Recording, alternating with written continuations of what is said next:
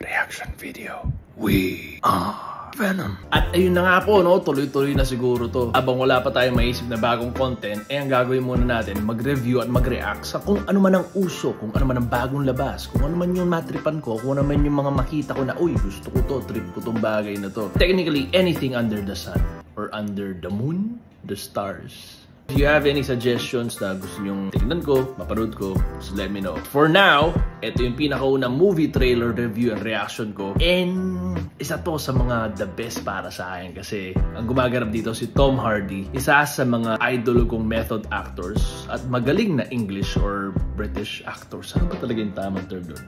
English or British? Sobrang excited ako makita kasi ka-release lang talaga nito like 20 minutes ago. Without further ado, let's go! Eddie. Okay, The Last Dance.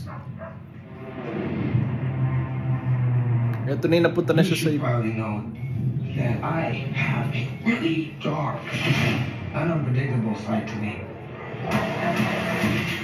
Stop speaking. I'm giving you a chance, sweetie. Say when. Say what? When.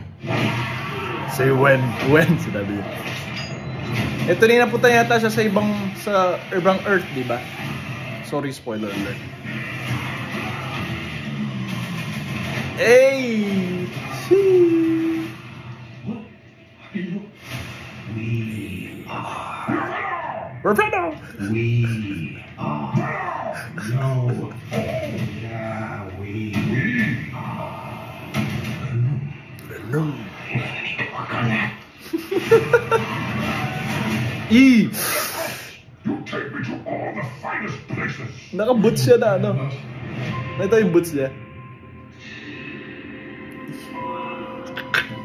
We always knew it was impossible.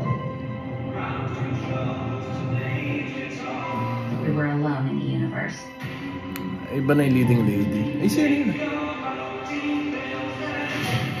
Uli. Sino si to? And it's our job to make sure that remains a secret. Let's go get him. Oh, shit. Sino si yun? Yung lalaki na naman? Mamaya, tingnan.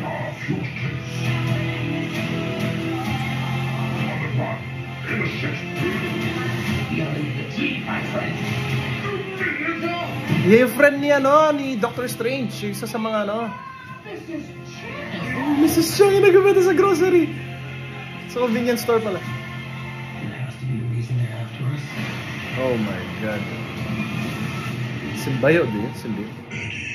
Eddie. My home. Ah, papunta na yung mga ibang simbayo.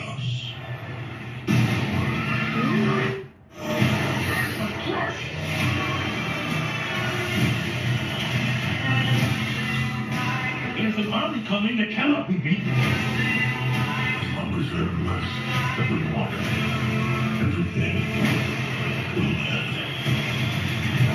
You may not make it out of this alive, buddy. Eddie, the time has come. Parang mabigat yung ending na ito, ah. Be honest with me. How fast do you think you can get that thing to grow without killing it? Only one way to find out.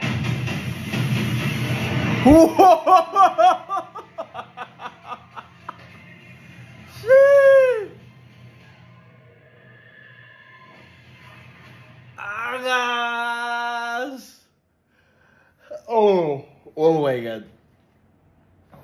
Angas no last part. In-expect ko magiging sad yung ending, medyo mabigat. Ang masasabi ko lang, sobrang angas na ito, Tom Hardy, di ba? In-expect kasi na karamihan, since si Carnage yung last, darating na nga yung ibang symbiotes. And sa nakita ko naman, patakin pala yung pinahiti, mostly para mga alien sila. Pero may isa doon na para nakakuha ng symbiote rin, lalaki. Feeling ko yun yung gaganap na anti-Venom. I'm not sure, pero mukha siyang villain eh. Yung first Venom, I think si Riot yun. Sorry, medyo matagal na kasi yung last. But so far, yung trailer muna yung pag-usapan natin. So, Maganda yung trailer sa umpisa. Yung mga Chicano siyang kalaban. Ang ganda ng pagka-deliver ng line. Si Raulo talaga to si Venom. Although yung sa alien, parang sa Doctor Strange yata yan, I think. Nandun din yung friend ni Doctor Strange. Pero dito, parang nasa ibang universe siya. Iba yung job niya. Hindi siya Sorcerer Supreme. Ano siya, parang sundalo. Commander-in-Chief, something like that. Feeling ko ibang universe to. Kasi as we all know, spoiler alert, pero matagal na to. Bali si Tom Hardy or si Eddie Brock, nakapunta siya sa ibang universe, pero nakabalik din eventually, di ba? To be honest, overused na yung multiverse na concept. Medyo nawalan na ng novelty. Dahil ang dami na nagsasama-sama since Endgame. Nandiyan na rin ang talong Spider-Man. Nung nag-announce si Kevin Feige ng mga pagsasama-sama niya yung mga ibang characters like X-Men and Fantastic Four. Di naman sa gas-gas na, pero yun na eh. Para sa akin, masaya pa rin ako kasi makakuha sila ng portion ng rights ng iba-ibang characters na mapapagsama nila sa isang movie o eventually sa isang malaking saga like Endgame or Infinity War din. Not really saga, pero parang sa malaking storyline. So, I'm happy sa trailer. Siyempre, again, Tom Hardy, saludo ako sa'yo. Always, ever since napanood ko siya as Bane, binalikan ko na lahat ng movies niya. Same with Christian Bale. Nakasama yan doon sa trilogy ng Batman of Christopher Nolan. So, wala akong masabi dito, kahit flop yung movie, kahit hindi. Basta Tom Hardy yan, panigurado, pasok at patok sa ang angas, lalo na yung kabayo. Ano yun pa ang ganda dito? Biglaan lang yung trailer, tapos October na marirelease to. So, di mo na kailangan maghintay ng 1 or 2 years bago mo panood yung movie. Kaabang-abang, and sana masubaybayan natin to. And lastly, I think this is another step for Marvel para makabawi. So far kasi, since nag-open sila ng mga series, not all of the series medyo pumatok. Dahil siguro mas low budget, I think, or hindi naman sa hindi pinagandaan, pero tinatry nilang magpasok ng iba-ibang storyline ng concept. Minsan hindi patok na sa mga tao. Pero not all of them. Pinanood ko lahat sila, may mga self-favorites talaga ako. And may mga naramdaman ko rin na parang, alam mo yun. Pero pinanood ko sila for the sake of the storyline. Paano sila magkoconnect and kung paano yung importance nila eventually kapag nandun na sila sa main arc or main act. Kumbaga. So, I think this is a next big step after ng Deadpool Wolverine. Parang umaangat, buhabalik na sa level ng kung paano nakaka-excite manood ng Marvel movies. Anyway, that's all for me. If you have any thoughts, just let me know or drop in the comments. So yun, try natin manood pa ng mga movies. Bigyan natin time ng mga ganito pero wag sobra-sobra. The reason why is, itong mga movies na to, sila yung nagpapaalis ng stress natin sa magulong mundo. Yun lang. Peace out. We are Venom.